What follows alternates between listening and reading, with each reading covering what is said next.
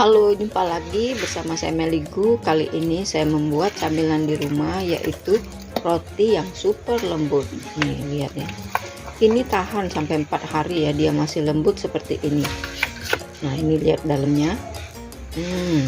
Sangat lembut sekali. Cara membuatnya sangat mudah, enggak pakai bahan yang macam-macam, dan ini enggak pakai telur. Tuh, lihat dalamnya ya. Dia sangat mudah untuk dikupas kayak gitu ya. Nah, itu dia lembut sekali nih, dia lebih mudah untuk copotnya.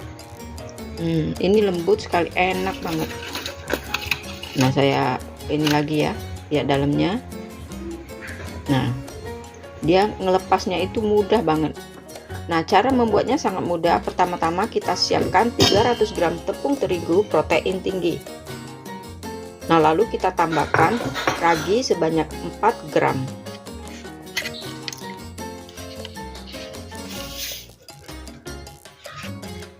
Lalu tambahkan 25 gram gula pasir. Nah, setelah kita campur semua, lalu kita aduk-aduk. Ini kita aduk-aduk dulu pakai sendok biar tercampur rata aja. Nah, kita aduk-aduk sampai gula dan raginya tercampur. Nah, setelah itu kita tambahkan susu kental manis sebanyak 25 gram. Nah, kurang lebih ini 2,5 sendok ya. Nah, lalu setelah itu kita tambahkan susu cair sebanyak 200 cc. Nah, lalu ini kita baru aduk pakai mixer. Nah, kita pakai pengaduk roti. Ini pakai kecepatan yang paling lambat ya. Nah, ini kita aduk. Nah, setelah tercampur rata, lalu kita tambahkan butter unsalted. Nah, kita tambahkan butter unsalted sebanyak 30 gram. Nah, dan kita tambahkan juga garam sebanyak 3 gram. Nah, ini kita aduk rata sampai semuanya tercampur. Nah, ini butternya juga boleh kita pecahkan menggunakan sendok ya, kalau misalnya alat pengaduknya lama untuk memecahkan butternya. Atau boleh juga di wadah kita pecah-pecahkan dulu baru kita campurkan ke dalam adonan. Nah, ini kita aduk dengan kecepatan rendah dulu sampai semuanya rata, sampai butternya itu tercampur dengan adonan. Nah, setelah itu baru kita cepatkan kecepatannya. Sesekali bagian sampingnya boleh kita bantu untuk ke tengah, atau kita matikan dulu lalu kita bersihkan pinggir-pinggirnya biar semua adonan itu kena pengadukan. Nah, adonan ini kita aduk sampai kalis. Nah, ciri kalau sudah kalis itu dia ngaduknya itu akan lepas ya dari wadahnya. Nah, ini belum kalis, ini masih lengket ya, tapi kita akan cek.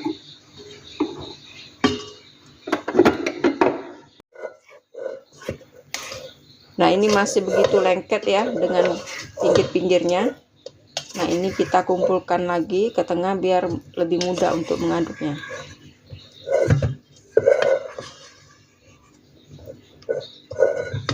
Nah, tapi untuk memastikan apakah ini sudah kalis atau belum, kita taruh tangan kita dengan minyak. Nah, lalu kita ambil beberapa bagian. Nah, ini kita lihat apakah masih sobek atau enggak. Nah, masih sobek kan? Nah, berarti dia belum kalis. Kalau misalnya adonannya kurang kalis, maka serat rotinya akan kasar dan teksturnya nggak bisa lembut.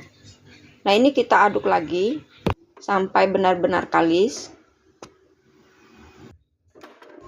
Ini kita gunakan kecepatan tinggi ya. Kalau di petunjuk di situ dia nomor 3 kalau untuk adonan roti untuk lebih cepatnya. Nah, ini lihat ya, kalau dia kalis dia akan memisah dari pinggir-pinggirnya. Nah, ini tandanya kalis. Tuh, lihat ya, dia misah ya, dia lengket tapi habis itu misah. Nah, ini adonannya sudah siap untuk kita fermentasi selama 45 menit.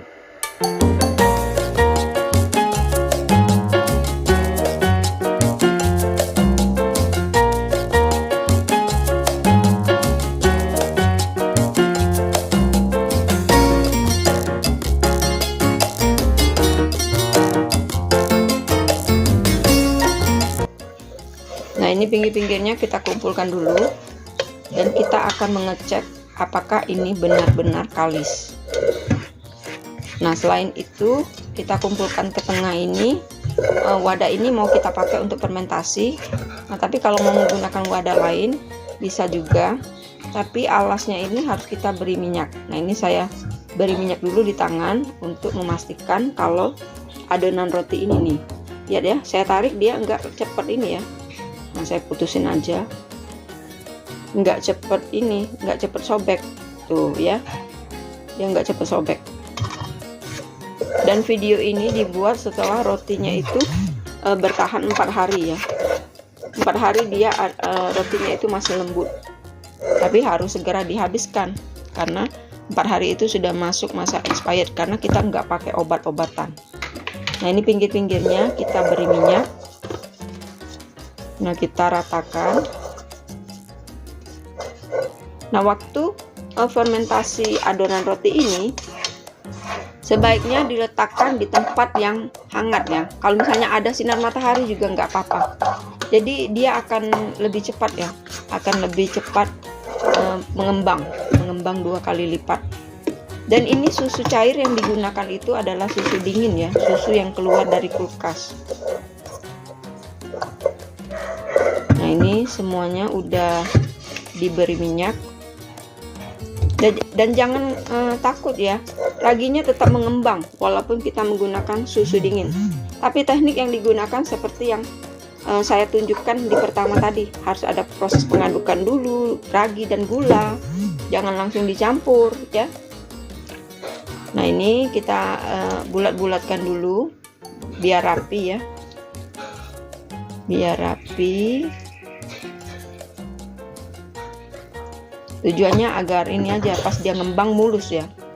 Nah, ini bisa kita tutup dengan kain. Nah, saya tutup dengan piring aja, jadi biar mudah. Nah, ini taruh di tempat yang hangat atau panas. Kalau kena matahari nggak apa-apa. Nah, ini setelah mengembang, karena udara di sini lagi mendung ya, jadi saya cari tempat yang hangat, dia mengembangnya nggak terlalu tinggi. Setelah 40 menit, 40 atau 45 itu nggak apa-apa. Nah, ini adonannya karena dikasih minyak jadi mudah kita mengeluarkan. Nah, lalu kita potong-potong atau mau ditimbang. Kalau mau dijual atau mau lebih bagus bisa ditimbang. Jadi ukurannya bisa sama. Karena saya mau untuk makan aja di rumah juga, saya potong-potong seperti ini aja. Nah, ini kita bulat-bulatkan dulu untuk menghilangkan anginnya. Selain itu tujuannya agar permukaan rotinya itu lebih halus. Jadi semua adonan roti ini wajib dibulat-bulatkan ya, agar anginnya keluar dan permukaannya lebih mulus. Dan jangan lupa siapkan wadah. Yang saya pakai ini alas roti. Jadi dia ada permukaannya tuh ada plastiknya ya. Jadi dia enggak lengket, langsung saya taruh di situ. Setelah dibulat-bulat begini, nah lalu kita kempiskan lagi. Jadi memang udaranya itu keluar sempurna. Lalu saya gulung lagi. Nah, ujungnya ini kita rapikan dan ini kita taruh langsung ke wadah untuk kita mengembangkan roti dan bisa dipanggang. Tuh, seperti ini ya. Karena bentuknya kan hanya mau polosan aja dan rasa roti ini sudah manis. Nah, lakukan sampai semua bahan ini habis. Nah, setelah itu kita fermentasi lagi selama 45 menit. Nah, ini saya taruhnya di dalam oven aja. Nah, di oven ini bisa juga difermentasikan.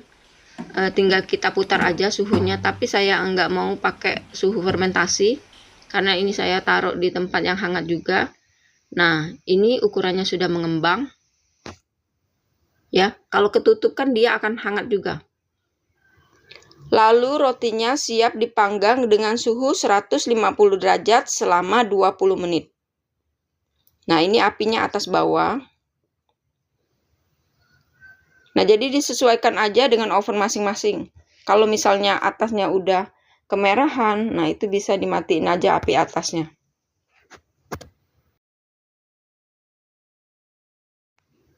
Nah, ini rotinya udah jadi. Nah, sangat cantik ya. Dan gemoy banget.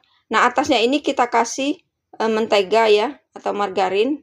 Jadi biar tampilannya itu lebih mengkilat dan cantik.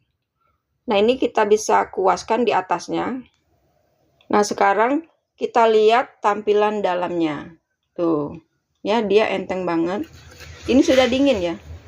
Kalau panas memang roti itu semuanya empuk, tapi kalau sudah dingin dia akan kelihatan. Dan resep ini sama dengan roti milk bar. Nah, jadi teksturnya tuh empuk. Walau nggak pakai telur, nggak pakai pengembang lain ya, nggak pakai obat-obat pelembut, tapi rasanya enak dan dia tahan lama. Itu dalamnya serat-seratnya. Sampai 4 hari pun seratnya tetap seperti ini. Terima kasih sudah menonton video saya. Jikalau video ini dirasa bermanfaat, silakan subscribe, like, dan bagikan ke teman-teman tercinta. Selamat mencoba, semoga bermanfaat.